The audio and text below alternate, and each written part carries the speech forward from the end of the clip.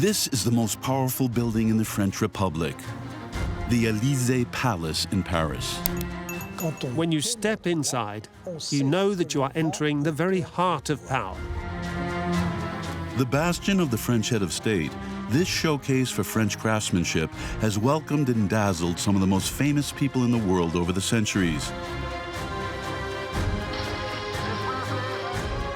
Few have had the privilege to enter here. You can imagine de Gaulle, Pompidou, Mitterrand, or Chirac in this office. In a way, it's as if the whole history of the Fifth Republic has been brought together in this one office.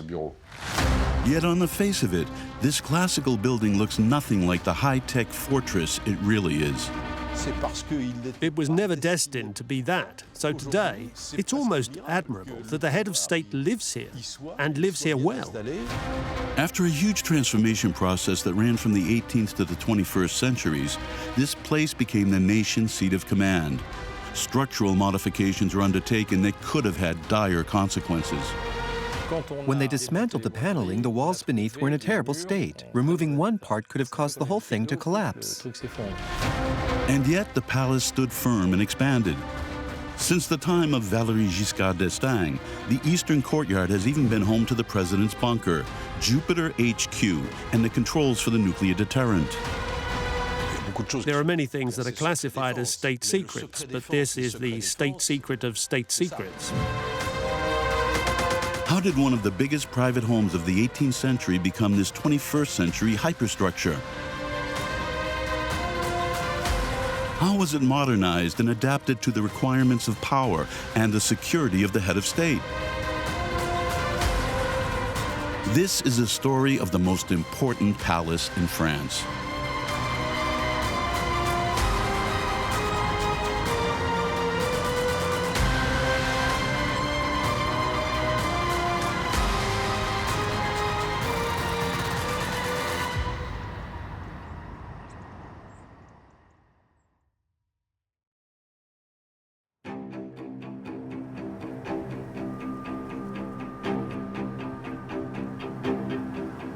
In Paris, just a few steps from the Champs-Élysées, one of the most famous avenues in the world, is an illustrious address, 55 Rue de Faubourg Saint-Honoré.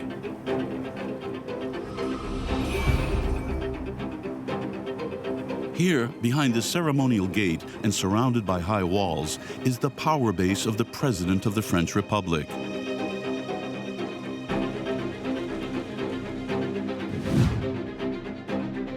With a 1.5-hectare garden, this imposing structure, which is 125 meters long, 110 meters wide, and almost completely invisible from the street, has 365 rooms across 11,000 square meters and 4 floors. It is a maze of offices and reception rooms that is also home to the private apartments of the head of state. A strategic location under high protection. Where there is power, there is security. And the security here is mainly provided by the Republican Guard. There are 400 officers ensuring round-the-clock security for the Élysée, along with the police, who provide protection for the Republic's top officials. And at the center of it all is the President of the Republic, the man who must be protected at all costs. The Élysée is a fortress where you can only enter or leave with the authorization of its security teams. The presidents are prisoners of the palace in that they cannot simply come and go as they please. Gendarmes, police, everyone there is standing in the way of your freedom. That's the price of power. And at the center is an underground bunker that is classified as a state secret, hidden beneath the eastern courtyard of the palace. Jupiter HQ was created under President Valéry Giscard d'Estaing. In 1974, right after he was elected, he realized that the Élysée was a seat of power that was not up to the same standards as the White House or the Kremlin. One of the first things, according to our knowledge of the introductory protocol, was a military briefing with the Army Chief of Staff, who explained to the President how the nuclear deterrent operated. Because the President of the Republic is the only one who can press the nuclear button. And during this briefing, Giscard realized that the control system for the nuclear threat was hidden behind the moldings in one of the big reception rooms on the ground floor of the Élysée. He was kind of surprised. France was a nuclear power. It was unacceptable to rely on a button hidden in the paneling.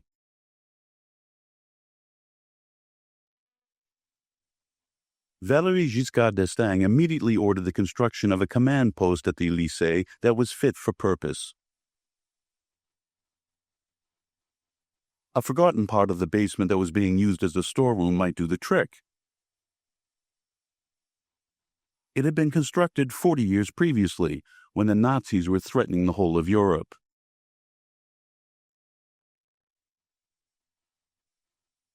Commissioned in 1936 by President Albert Lebrun, this 250-square-meter bunker was designed to shelter 100 people. Buried 8 meters underground, its concrete walls were 1.6 meters thick and could resist a 500-kilogram bomb. It contained an office for the president, a comms center, an infirmary, an electric generator, and an air filtration system. Furthermore, it had 3 exits, including an emergency one.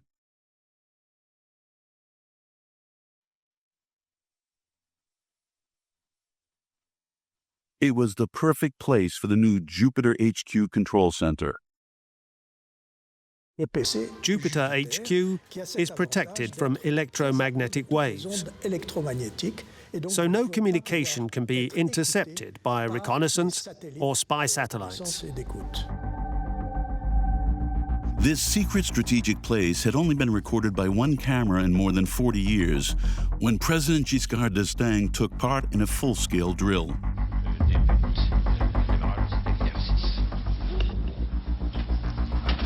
It has now become a kind of command center. Today, the defense meetings held every Wednesday before the cabinet meets take place at Jupiter HQ. So it really is where key decisions are taken and from where military operations are monitored. An underground bunker, around-the-clock police presence.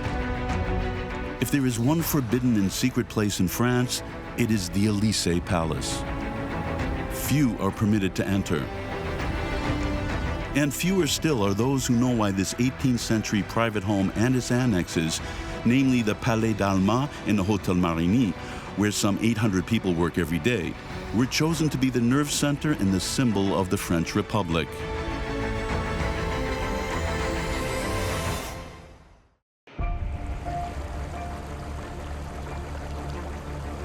Paris, 1715. Leaving the splendor of Versailles behind on the death of the Sun King, Philippe d'Orléans, regent of the kingdom on behalf of the young King Louis XV, who was just 5 years old, set up home in the Palace des Tuileries. Once again the center of power, Paris attracted a swarm of courtiers eager for special favors. Among them was Louis-Henri de la Tour d'Auvergne, the Count of Évreux. The Count of Évreux was not a very amiable person. He was a military man. He came from a very noble old family, but they didn't have a great fortune. Quite the opposite. In order to build his fortune, the Count married a young commoner aged just 12. The daughter of Antoine Crozat, a financier with the biggest fortune in Paris. He was looking for a dowry, and the young Marianne Crozat earned herself the nickname of My Little Gold Ingot.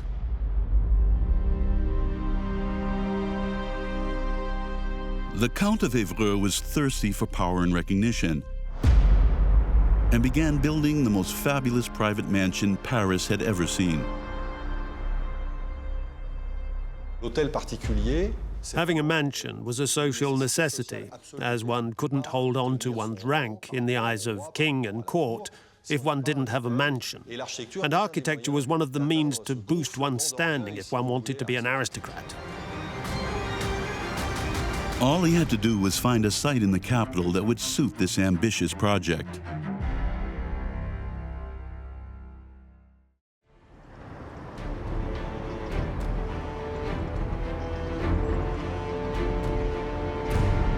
The greedy and tight-fisted Count of Évreux set his sights on some land in the Faubourg Saint-Honoré to the west of the city. It was cheaper than the sought-after neighborhood of Saint-Germain.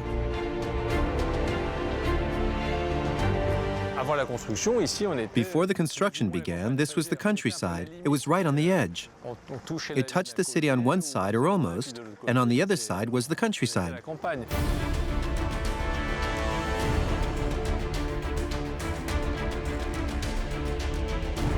The mansion was bordered to the north by the Rue de Faubourg Saint-Honoré and to the south by a place for strolling much appreciated by Parisians, the Avenue des Tuileries, now called the Champs-Élysées. From this road, walkers could enjoy a magnificent view of the future Évreux mansion. It was a very fashionable place to stroll in one of the routes to Versailles, so everyone could see the building.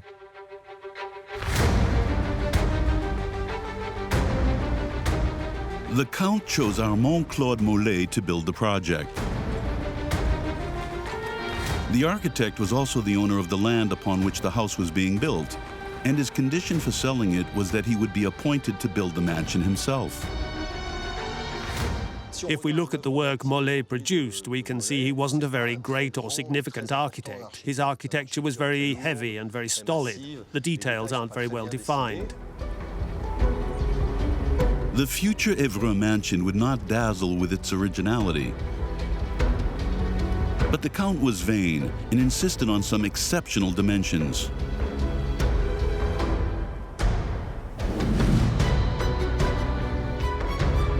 At 90 meters wide and 80 meters deep, it would include a cellar, a ground floor, a noble upper floor, and an attic space, and would be built between a courtyard and a garden. The garden is huge, thanks to successive acquisitions by Évreux, who wanted to have the biggest garden possible.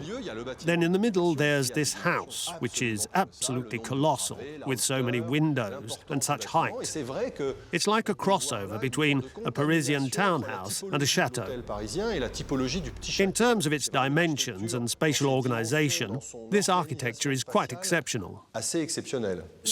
When it came to building it, he was very motivated by influence and appearance. It was as if he was saying, "Look what I can do." This was a mansion whose huge size, luxury, and opulence would serve to illustrate to all the Count's power and prestige. The problem was that for protection purposes, its splendor had to be hidden behind high walls. So how could he shine without risking being robbed or murdered?